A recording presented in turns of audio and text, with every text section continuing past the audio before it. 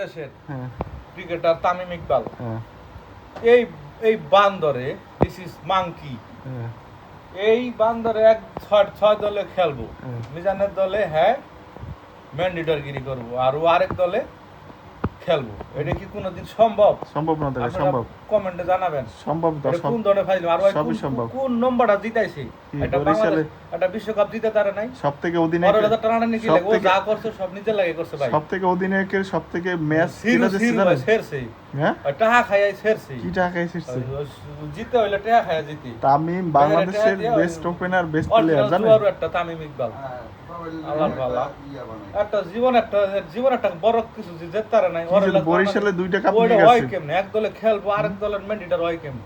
Is not is boycott Tamim Iqbal ও আমাদের লাত্তি ধরে উড়াই দিন আল্লাহ ভালো। আর কিছু কইছেন পুষ্পা সামনে পাইলে জুতাটা বাইরে টান করে